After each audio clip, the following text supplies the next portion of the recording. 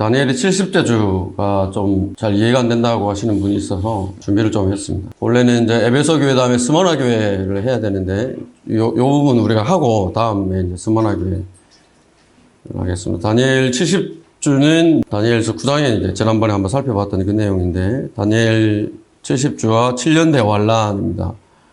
우리가 예언을 공부하는 이유가 뭐냐? 확인을 하는 겁니다. 요한계시록을 공부하면서 하나님의 말씀이 기록된 예언들이 오차가 없이 그냥 진행이 되고 있구나. 하나님의 시간표대로 진행이 되고 있구나 하는 걸 우리가 확인하는 겁니다. 그러면은 우리에게 주신 약속들도 어김없이 그렇게 이루어지겠구나 하는 것을 우리가 확인을 하는 것이죠. 자, 왜 예언을 공부해야 하느냐? 성경의 3분의 2 이상이 이제 예언이기 때문에 그렇습니다. 3분의 2가 예언인데 그 예언을 모르고 지나가면 어떻게 됩니까? 성경의 3분의 1을 모르는 것이죠. 그래서 공부를 하는 것입니다. 예언은 이제 크게 두 가지입니다. 직접적인 예언이 있고 또 이제 간접적인 예언이 있고 이렇게 직접적인 예언은 성경에서 이제 예언의 글들로 다루시는 것들이고 간접적인 예언은 이제 모형이라든지 상징을 통해서 우리에게 알려주신 그런 예언들을 말하는데 우리가 아브라함이 이삭을 하나님께 드렸지 않습니까? 뭘 보여주는 것이죠? 나중에 예수 그리스도가 십자가에서 제물로 드려지는 것을 예표를 하는 거죠. 그런 걸 말합니다. 이삭을 보았더니 예수 그리스도께서 이렇게 십자가에서 이렇게 희생제물이 되는 것, 그걸 이제 보여주는 것, 그런 걸 이제 모형적인 예언이라고 이야기를 합니다. 예언은 성경의 본질입니다. 본질.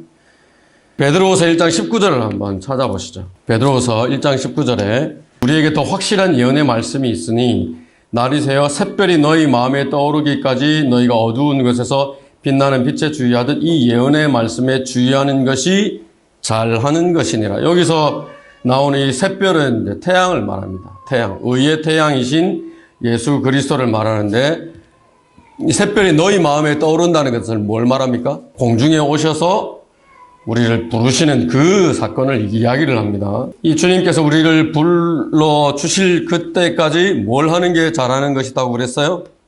예언의 말씀. 성경의 3분의 2가 예언이라 그랬습니다. 그 예언의 말씀에 주의하는 것이 잘하는 것이다 라고 분명히 이제 말씀을 하는 것입니다. 덮고 넘어가면 모르는 겁니다. 이게 20세기에 들어와서 변화가 이제 급격한 변화들이 있습니다.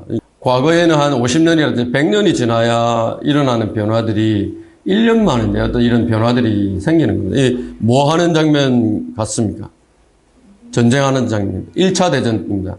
1차 대전이 일어나는 건데 1차 대전 때 유럽 전체가 전쟁에 휩싸여서 이때 이제 사망자만 900만 명 정도가 이렇게 되었었다고 합니다.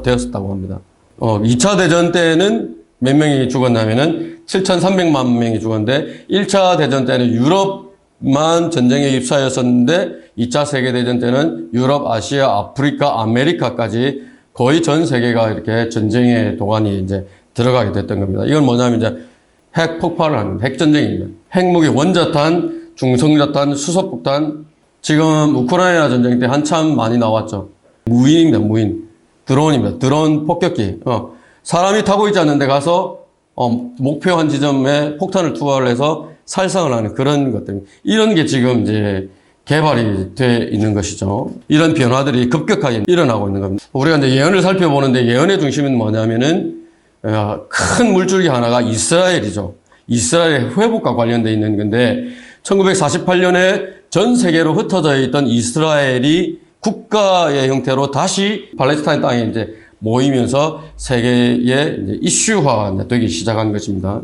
이건 뭐냐면은 지금 이번에 이제 러시아와 우크라이나 간의 전쟁이 있을 때에 우크라이나에 살고 있는 러시아 혈통을 가진 사람들이 다 이스라엘로 우리가 이주를 하고 싶다라고 하는 신청서를 냈는데 몇 명이 신청서를 냈냐면 5,000명 이상이 되는 사람들이 할아버지가 또는 아버지가 유대인이니까 나 여기 이스라엘에 가서 살 시민권이 있다라고 주장을 하면서 말하자면 망명 신청을 한 겁니다. 내 고향으로 돌아가고 싶다. 5,000명입니다. 근데 이게 이제 유대인들을 자기 고향 팔레스타인 땅으로 귀국시키기 위한 기구가 언제부터 있었냐면은 1948년에 이스라엘이 독립을 했는데 1929년부터 이스라엘에 이러한 기구들을 만들어서 유대인들을 팔레스타인 땅으로 다시 이스라엘 땅으로 데려오려고 하는 그런 것들이 이제 준비가 되고 1948년부터는 본격적으로 그 일들을 이제 해오고 있는 것입니다. 이게 이제 유엔인데, 유엔이 등장하면서 이제 세계의 단일 정부의 가능성, 지금은 이제 국가마다 이제 체제가 다 따로 있지만은 세계 단일 정부의 가능성이 굉장히 이제 가시화된 것입니다. 또 하나가 더 있죠. 인터넷이라고 하는 그런 것을 통해서 무슨 말이냐면은 이 예언, 요한계시록이라든지 다니엘에 나오는 예언과 관련된 실제적인 환경들이 그렇게 조성이 되고 있다는 겁니다. 성경에 기록되어 있는 그 역사가 실질적으로 그렇게 일어나고 있고 이루어져 가고 있다고 하는 것을 이런 주변에서 일어나는 일들을 통해서 우리가 확인을 해볼 수 있는 것입니다. 예언을 알면 어떻습니까? 알면은 당황하지 않죠. 알면은 일어날 것이 일어나는구나라고 생각을 하니까 이제 당황하지 않는 겁니다. 우리의 믿음, 하나님의 말씀이 기록된 대로 가고 있다. 그래서 성경은 미리 기록된 역사라고 하지 않습니까? 아는 것입니다. 우리가 기다리고 있고 우리가 소망하고 있는 그 사실들이 그대로 이루어질 것이다 라고 하는 것을 우리가 이제 확인을 하는 것이죠.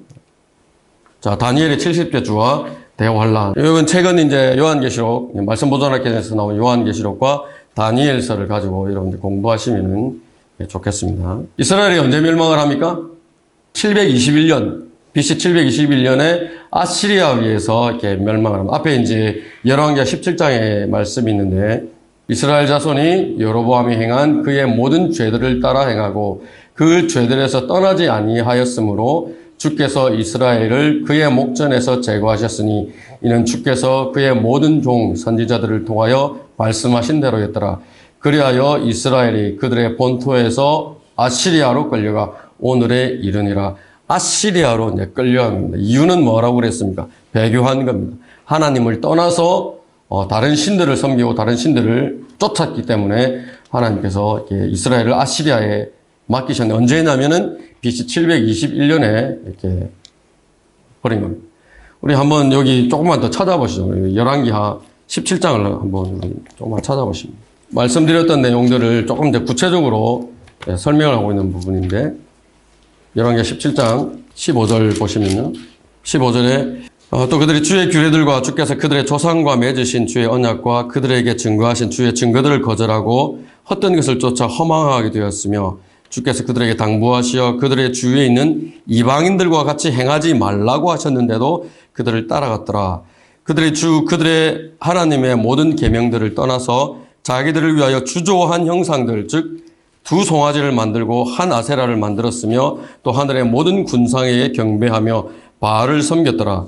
또 그들이 그들의 아들들과 딸들로 불을 통과하게 하고 점괘와 마법을 사용하며 스스로를 팔아 주의 목전에 악을 행하여 그를 경노케 하였더라. 그러므로 주께서 이스라엘에게 심히 노하시어 그의 목전에서 그들을 제거하셨으니 오직 유다 지파 외에는 아무도 남겨두지 아니하였더라 말씀을 합니다. 19절에도 보시면 유다도 그들의 하나님의 계명들을 지키지 아니하고 이스라엘이 만든 그들의 규례대로 행하였더라. 이제 유다도 이 멸망을 지금 19절에서 그렇게 예고를 하고 있는 것이죠. 자, 이게 이제 유다가 멸망한 것이 이제 기록되어 있는 역대기하 36장의 내용입니다. 바빌론에게 멸망을 합니다. 칼에서 피한 자들은 바벨론으로 끌고 갔더라. 그들이 거기서 그와 그의 아들들에게 종이 되었으니 페르시아 왕국에 치를 때까지 하였더라. 예레미야의 입을 통하여 주의 말씀이 이루어져 땅이 안식하였으니 땅이 황폐한 동안 안식년을 지켜 70년을 채웠더라. 70년입니다. 바빌론의 포로로 잡혀가서 606년에 유다가 이제 멸망을 합니다. 아까 이스라엘은 어디에서 망했습니까? 누구에게? 아시리아에게. BC 721년에 망한 겁니다. 자, 하나님께서 이제 징계를 하시는 것인데, 징계의 기간이 주어지는데 예레미야에게 이제 징계의 기간을 예언을 해주십니다. 몇 년이냐면 70년입니다. 앞에 이제 내용이 있죠. 그러므로 만군의 주가 이같이 말하노라. 너희가 내 말들을 듣지 아니하였으니 주가 말하노라. 보라, 내가 보내어 북방의 모든 족속들과 내 종 바빌론 왕 느부갓네살을 취하여 그들을 데려와서 이 땅과 그곳 거민들과 그 주위의 모든 나라들을 대적하게 하고 그들을 완전히 멸하여 그들로 경악과 경멸과 영속적인 폐허가 되게 하리라. 또 내가 그들로부터 환희의 소리와 기쁨의 소리와 신랑의 소리와 맷돌 소리와 촛불의 빛을 제하리라. 이렇게 이제 말씀을 하시는 것입니다. 예레미야입니다. 예레미야에게 이스라엘이 이렇게 될 것이다 라고 지금 이제 예언을 하시고 그 받은 것을 예레미야가 백성들에게 이제 전달을 하는 것입니다. 징계인데 몇 년 동안 이스라엘 회복되기까지 몇 년 동안의 징계를 주시는 것이냐. 예레미야 25장 11절에 보면은 70년이라고 되어 있습니다. 그래 온 땅이 황폐함과 경악거리가 되며 또 이 나라 되는 바빌론 왕을 70년간 섬기리라. 이렇게 된 것입니다. 29장 10절에도 주가 이같이 말하노라. 바빌론에서 몇 년이 차면? 70년이 차면 내가 너희를 찾아오리니 너희를 향한 나의 선한 말을 실행하여 너희를 이곳 붙잡혀갔던 사로잡혀갔던 그 땅으로 다시 돌아오게 하신다라고 했는데 몇 년 만에? 70년 만에. 회복기간이 70년이 이렇게 예레미야에게 주어진 겁니다. 자, 이건 이사야 선지자에게 하나님께서 주신 말씀입니다. 회복될 것이다. 코레스에 관하여 말하기를 그는 나의 목자요 나의 모든 기쁨을 이행하리라 하며 예루살렘에게도 말하기를 너는 재건되리라 하고 성전에게는 내 기초가 놓여지리라 하느니라. 이렇게 예언을 한 것입니다. 실제로 에스라 1장에서 보시면은 이제 페르시아 코레스 왕이 유대인들은 예루살렘으로 돌아가서 성전을 재건하라고 하는 칙령을 내립니다. 포로가 몇 명이 이제 이스라엘 땅으로 귀환을 하냐면 5만 명 정도가 이렇게 귀환을 하는 것이 에스라서에 보면 이제 기록이 되어 있습니다. 몇 년이 주어졌습니까? 회복되기까지 70년이 주어졌습니다. 근데 70째 주에 대해서 이야기를 하는데 지금 다니엘 9장에 있는 위치가 어디냐면은 요한계시록을 알아야 다니엘서가 이해가 되어지고 다니엘서가 이해가 되어져야 다른 예언들이 이제 쉽게 풀린다라고 이때 말들을 합니다. 그래서 요한계시록과 다니엘서의 내용이 같은 내용들이 굉장히 많습니다. 지금 우리가 이제 다니엘서를 오늘 하면은 그때 그 내용들이 있었던 그 내용이구나라고 하는 것을 여러분 이제 알게 되는. 1장에 보시면 9장 1절에 보면 다니엘서 9장 1절에 메대인들의 시 아수에로의 아들 다리오가 칼데아인들의 나라를 통치하는 왕으로 책봉되었던 해라고 합니다. 첫 해라고 그러죠. 다리오가 책봉된 첫 해. 이 다니엘 70째 주가 주어지는 다니엘의 위치가 언제입니까? 다리오가 왕으로 책봉됐던 해입니다. 유다가 멸망한 것이 BC 606년입니다. 그럼 이 다리오가 책봉된 첫 해가 언제냐면은 BC 538년입니다. 그러면 산수가 빠르신 분 차이가 몇 년 납니까? 68년 차이가 납니다. 그러면 지금 얼마 있으면은 회복이 되는 거예요? 2년 남은 겁니다. 2년. 이스라엘이 회복되려면 2년이 남은 겁니다. 그것을 2절에 보시면 곧 그 7위 첫 해에 나 다니엘은 주의 말씀이 선지자 예레미야에게 임하여 알려주신 연수 몇 년이었습니까? 70년. 책들로 깨달았나니 즉 주가 예루살렘의 황폐함을 70년 만에 만료하리라는 것이야. 이것을 이제 깨달은 것입니다. 다니엘이 2년 전에. 그래서 어떻게 되냐면 3절부터 기도를 하는데 자기 민족이 옛날 조상들의 죄부터 시작해서 그 죄들을 자백하는 기도를 3절부터 계속 하는데 건 3주 가까이를 이 20절에서 가브리엘 천사가 와서 하나님이 70주에 관한 계시를 줄 때까지 열렬하게 하나님 앞에 이제 그런 기도를 이렇게 하는 것입니다. 무슨 내용이었느냐? 깨달은 것이 주가 예루살렘의 황폐함을 70년 만에 완료하시리라라고 하는 그 내용을 이제 알게 된 것입니다. 예언을 주시는 목적이 있습니다. 24절에 보면요. 뭐라고 되어 있습니다. 70주가 내 백성과 내 거룩한 도생에게 정해졌나니 허물을 끝내고 죄들을 종결시키며 죄악의 화해를 이루고 영원한 의를 가져오며 그 환상과 예언을 봉인하고 지극히 거룩한 이에게 기름 부으려 함이라. 이게 70주를 주신 목적입니다. 원래는 70년을 하나님께서 유예 기간으로 주셨었는데 다시 말하자면은 리셋이 된 겁니다. 하나님께서 70년이라고 70주 다니엘의 70째 주라고 하는 것을 이제 다시 다니엘이 계시를 하신 것입니다. 목적이 뭐라고 그랬습니까? 허물을 끝내고 죄들을 종결시키고 죄악의 화해를 이루고 영원한 의를 가져오고 그 환상을 봉인하고 지극히 거룩한 이에게 기름 부으려 함이라고 이렇게 말씀을 하십니다.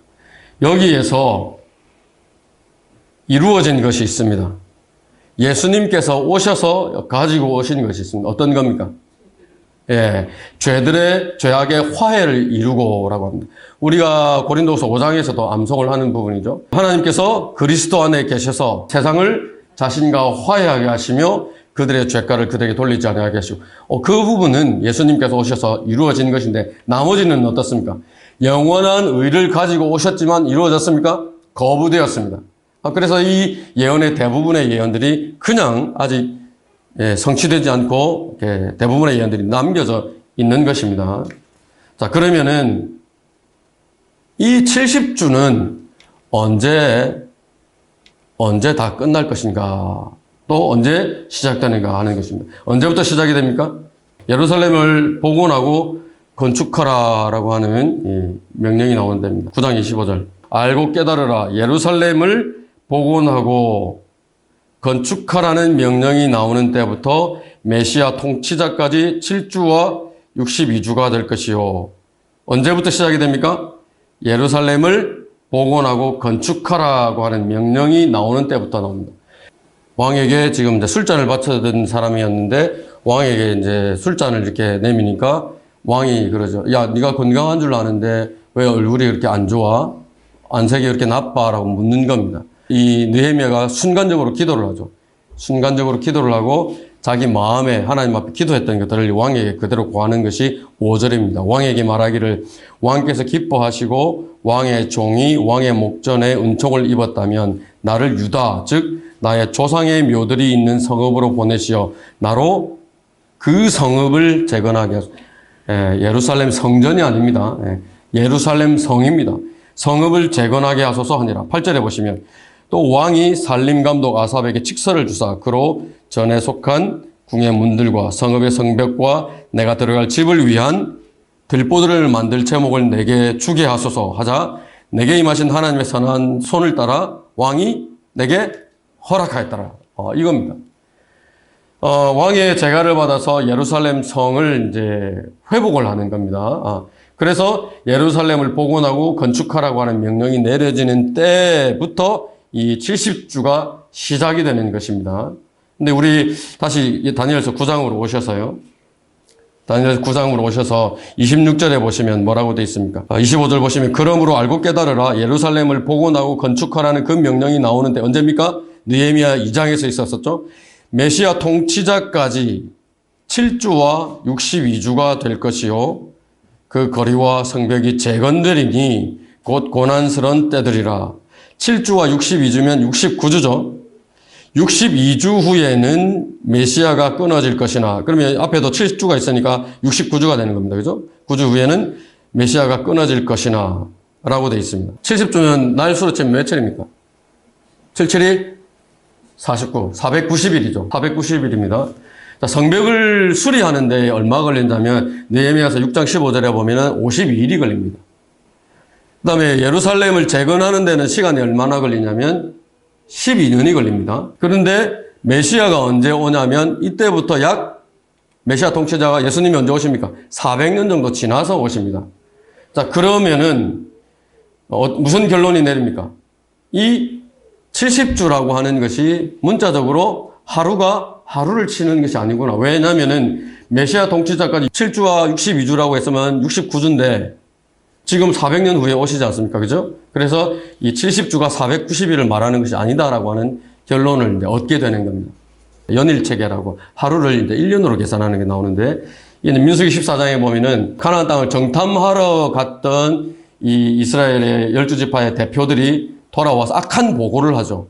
하나님께서 이 믿음 없는 보고에 대해서 이제 징계를 하시는데 이런 말씀을 하십니다. 너희가 그 땅을 차지한 날수를 따라 곧 40일의 하루를 1년으로 하여 40년간 너희가 죄악을 짓지니 하루를 몇 년으로 친다고 했습니까? 1년으로 해서 40년간 하루를 1년으로 계산하는 겁니다. 그러면 70주는 어떻게 됩니까? 490년이 되는 겁니다. 이것이 69주가 종료되는 시점을 왜냐하면 69주 이후에는 메시아 통치자가 끊어진다고 했으니까 이 69주가 종료되는 시점을 언제로 잡느냐. 예수님께서 예루살렘 성으로 이렇게 입성하는 겁니다. 메시아로서 입성하는 그것을 이제 기준으로 잡습니다. 이게 언제냐면 AD 30년입니다. 우리 스카랴서 한번 가보시죠. 오 시온에 따라 크게 기뻐하라. 오 예루살렘에 따라 소리 지르라. 보라 내 왕이 내게 오시나니 그는 공의로우시며 구원을 지니셨고 겸손하시며 나귀를 타시리니 나귀 새끼인 어린 나귀라 라고 되어 있습니다. 언제를 말합니까? 이게 언제를 말해요? 누가복음 19장 한번 가보시죠. 35절에 보시죠. 35절은 그리하여 그들이 나귀 새끼를 예수께 끌고 와서 아까 스가랴에서 뭐를 타신다고 그랬어요? 나귀를 탄다고 그랬죠. 나귀 새끼를 예수께 끌고 와서 자기들의 겉옷을 나귀 새끼 위에 펴놓고 예수를 그 위에 태우니라. 38절에 말하기를 주의 이름으로 오시는 왕은 복이 있도다. 하늘에는 화평이요 지극히 높은 곳에는 영광이로다 라고 하더라. 그 다음에 40절에도 보시면 예수님께서도 동의합니다. 주께서 그들에게 대답하여 말씀하시기를 내가 너희에게 말하노니 이 사람들이 침묵을 지킨다면 돌들이 즉시 소리를 지르라. 호산나 호산나 하면서 주의 이름으로 오시는 이는 복이 있다라고 찬양을 했을 때 예수님께서도 그렇게 찬양을 받으신 겁니다. 이것을 우리가 승리의 입성이라고 예루살렘의 왕으로서 입성하는 그 장면을 이렇게 이야기를 하는 겁니다. 이 시간이 이때가 AD 30년입니다. 책령이 내려집니다. 이게 아까 BC 445년이라고 했습니다. 그러면 7주와 62주라고 했죠. 7주면 396년이 되고 62주면 396년부터 AD 30년까지가 됩니다. 왜 AD 30년이에요? 궁금하신 분은 요거는 이제 나중에 별도로 이제 오셔서 물어보시면 제가 답을 해드리겠습니다. 예언이 뭘 이야기를 하냐면은 역사 속에서 그대로 성취되어 왔다라고 하는 것을 말합니다. 실제로 요 계산을 해보면은 얼마가 차이가 납니다. 얼마가 차이 나면 2년하고 14일이 차이가 납니다. 2년 14일이 차이가 나는 것은 이 지금 AD 몇 년 하는 것들이 세속사에서 가지고 있는 기록들, 연대를 가지고 와서 계산을 한 겁니다. 그러면 그 세속사에서 해 놓았던 그 연대 계산들이 정확한 것이냐? 오차가 충분히 있을 수 있다는 것이죠. 또 우리가 지금 계산을 되는 것이 400년 이상이 되는 기간들의 계산을 되는데 2년 14일 정도의 오차는 충분히 허용할 만한 오차다라고 이렇게 웰커만 목사님도 이야기를 하고 또 라켄 목사님도 그렇게 이야기를 합니다. 이런 계산들을 가지고 예수님을 찾아온 사람이 있습니다. 동방에 있는 현자들입니다. 다니엘은 바빌론 현자들 가운데 우두머리였죠. 근데 그 다니엘이 남겼던 기록을 이 동방에 있는 현자들이 가지고 공부를 하고 그 예수님이 오는 때를 찾아서 그 시기를 예측을 하고 그래서 예수님이 태어날 그 무렵에 이렇게 찾아서 이제 왔던 겁니다. 그만큼 정확하다는 겁니다. 도표로 이렇게 나와 있습니다. 구약이 끝나고 승리의 입성을 하십니다. AD 30년에 승리의 입성을 하시고 나서 어떻게 됩니까? 거부가 되었죠. 십자가에서 거부가 된 겁니다. 그래서 메시아가 끊어진 것입니다. 다니엘서 9장에 있는 대로 끊어지고 그 다음에 이 기간이 69주가 끝나는 시점입니다. 70번째 주가 언제 시작이 되냐면 교회가 들림받고 나면 그게 신호가 되어서 70째 주가 이제 여기서 이제 시작이 되는 것입니다. 예수님께서 다니엘서의 기록을 이제 인용을 하면서 대환란에 대해서 설명하시는 것이 마태복음 24장에 있는데 그게 올리브산 설교라고 우리가 흔히 부르는 우리 책도 있습니다. 저 뒤에 보면 이제 번역되어 있는 책도 있는데 그것이 동일합니다. 다니엘의 70째 주, 7년 대환란, 그 다음에 올리브산 설교, 성경에 나오는 7봉인, 7나팔, 요한계시록에 나오죠. 7호리경, 이 같은 것을 다루는 것입니다.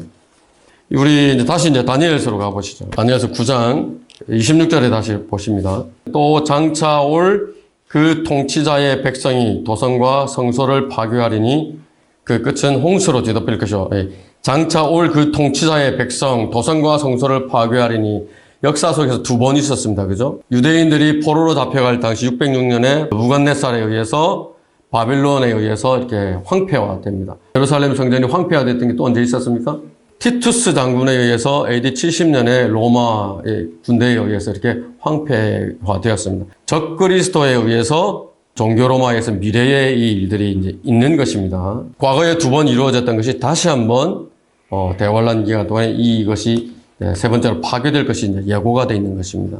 26절 뒤에 보면 뭐라고 되어 있습니까? 그 끝은 홍수로 뒤덮일 것이요 라고 되어 있습니다. 전쟁의 끝에는 황폐함이 정해졌는가. 대환란 기간 동안에 이스라엘은 적그리스도를 통해서 여기 페트라, 셀라 페트라로 피난을 합니다. 이게 어디냐면 사해 남부 지역입니다. 하나님의 보호를 받게 되는데 여기 피난을 가서 이때 이제 마귀가 입에서 물을 홍수같이 내뱉어서 유대인들을 모두 이제 익사시키려고 하는 시도가 요한계시록 12장 14절부터 17절에 이렇게 나와 있습니다. 또 마귀를 뭐라고 부르냐면 성경에서 적그리스도로 묘사합니다. 또 용이라고 표현을 합니다. 욥기 40장에 가면은 비히못이라고 설명을 하고 있는데 이 비히못을 설명하는 구절을 보시면 우리 한번 보시죠. 욥기 40장을 한번 가보십니다. 저 명칭들이 다 누구에게 쓰는 명칭이냐면 마귀를 표현할 때 쓰는 명칭인데 40장 23절을 보시면요. 보라 그가 강을 마시되 강을 마시는 겁니다. 마시되 서두르지 않으며 요단을 자기 입속으로 빨아들일 수 있다고 믿고 있도다. 대단한 생물체죠. 비히못의 형태로 와서 요단 강물을 입에 다 빼서 이 사해 남부 지역에다 뱉어서 여기입니다. 페트라.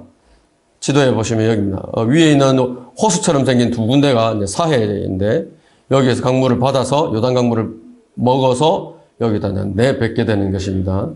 대단한 존재죠. 성경에 이제 그렇다라고 이야기합니다. 왜 어렵느냐? 이해하기가 어려워서 그런 것이 아니라 믿기가 어려워서 본 적이 없잖아요. 강 하나를 그냥 통째로 입안에다 다 집어넣는 그런 생물을 본 적이 있어야죠. 그런데 성경은 이제 그렇다라고 이야기를 하는 것입니다. 그 전쟁의 끝에는 황폐함이 정해져 있다라고 말합니다. 이제 대환란 기간 동안에 등장하는 이제 근데 맨 뒤에 보시면은 흐릿하게 보이는 물체의 세 개가 있습니다. 보이십니까? 개구리가 있고 개구리 뒤에 뭐 사람 비슷하게 생긴 얼굴 세 개가 입을 벌리고 있는 거 보이시죠? 이게 뭐냐면은 이제 용 또 짐승, 적그리스도라고 불리는 짐승, 거짓 선지자가 입을 벌리고 있는 이 모습입니다. 이게 뭐 하느냐면은 이 입에서 개구리 같은 것이 나오는데 이게 더러운 영이라고 요한계시록 16장에 보면은 표현을 하고 있습니다. 왕들을 부추기는 겁니다. 이스라엘을 포위를 하고 이스라엘을 멸망시키고 하늘에서 오는 하나님의 군대를 대적하기 위해서 아마겟돈으로 왕들을 불러 모으는 위해서 이 영들이 가서 이제 부추기는 것입니다. 뒤에 있는 이제 파란색 보이시죠? 왕들 뒤에 있는 파란색으로 이렇게 띠처럼 지나가는 거 보이시죠? 저게 뭐냐면은 유프라테스 강입니다. 이쪽 동방에서 이 아마겟돈까지 가는데 무엇이 가로막고 있냐면은 이 유프라테스 강이 두 갈래로 이렇게 가로막고 있습니다. 그 강이 말라야 도보로 건너는 말을 타고 건널 수 있는 겁니다. 그 강이 이제 말라서 동방의 왕들이 오는 길이 예비된다라고 요한계시록 16장에 이렇게 설명을 하고 있는 그것입니다. 이렇게 이제 군대가 이제 밀집을 하는 것입니다. 하늘에 뭐가 떠 있죠? 하늘에 뭐가 떠 있습니다. 우주선도 떠 있고, 저 때는 이제 우주선으로 표현을 했습니다만 지금 우리 상상해 볼 수 있습니다. 뭘 상상해 볼 수 있습니까? 드론이죠. 아까 보여드렸죠. 무인 드론이, 뭐 다양한 것들이 공격을 하려고 이제 준비를 하는 것입니다. 선봉은 예수 그리스도이시고 같이 이제 하늘에서 하나님의 군대가 예수님과 함께 이제 내려와서 짓밟는 게 그 장면입니다. 이 장면이 요엘서 2장 6절에 보면은 그들의 얼굴 앞에서 모든 얼굴이 새카맣게 된다라고 하는 표현이 있고요. 스가랴 14장 12절에 보시면은 사람들의 살과 눈과 혀가 녹아내린다라고 하는 표현이 있습니다. 이해가 되시죠? 왜 살과 눈과 얼굴이 녹아내립니까? 뭐 때문에? 앞에서 원자탄 같은 것이 터지면 어떻게 됩니까? 다 녹아내리죠. 히로시마에 관련된 기록들을 보면 폭탄이 터진 자리에 분명히 뭐가 남아있냐면 검은 그림자가 남아있다고 해요. 그 검은 그림자가 뭐냐면 사람이 있었던 자리인데 그게 순식간에 다 타버리고 그냥 자국만 남아있다라고 하는 이제 그런 기록들이 많이 있습니다. 핵폭탄보다 강력하게 주님께서 와서 주님을 대적하는 2억의 군대들을 이렇게 무찌를 것이 이렇게 예고가 되어 있는 것입니다. 그러면은 이미 적그리스도의 통치하에 황폐되어 있던 그 땅이 끝에 이 전쟁으로 말미암아 더 이제 황폐하게 된다라고 하는 것을 보여주시는 것입니다. 그러니까 많은 사람들과 더불어 한 주 동안 언약을 확정하고 그 주의 중간에 그가 희생제와 예물을 금지시킬 것이요 가증함을 확산시킴으로 황폐케 하리니 진멸할 때까지 할 것이며 정해진 것이 황폐케 한 자에게 쏟아지리라 하더라. 언약을 맺는 겁니다. 이 적그리스도가 카톨릭의 형태로 교황이죠. 와서 유대인들과 언약을 맺습니다. 이사야서에서는 이사야서 28장 15절에서는 이 언약을 사망과 맺은 언약이라고 표현을 하고 또 지옥과의 합이다라고 이렇게 표현을 합니다.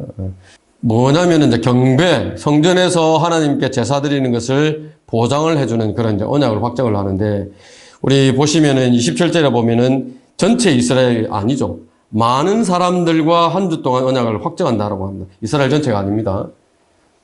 이 적그리스도의 언약에 처음부터 동조하지 않는 그런 유대인들이 있는 것입니다. 이게 누구냐면은 요한계시록 7장에 나오는 그 이마의 인장으로 표시한 14만 4천 명에 해당이 되는 것입니다. 이것이 영적인 유대인이다, 참된 그리스도인이다, 또 1914년 이전에 구원받은 여호와의 증인이다라고 이야기하는 말들이 있습니다. 아닙니다. 문자적인 유대인들이고, 대환란 때 이 사람들은 택함 받는 사람들이고, 구약에서 이제 남는 자라고 표현되는 그런 사람들을 대표하는 이 사람들입니다. 대환란 기간이 되면은 대부분의 유대인들은 고난을 당하고 죽고, 아니면은 배교를 하고 겠지만은 이 14만 4천 명은 하나님의 보호를 이제 받게 되는 것입니다. 7년 중간에 희생자와 예물을 금지시킨다라고 이제 금방 우리가 27절에서 말씀을 하시죠. 이 말은 뭐냐면은 기간 동안에는 성전 제사가 다시 드려지고 있다는 것입니다.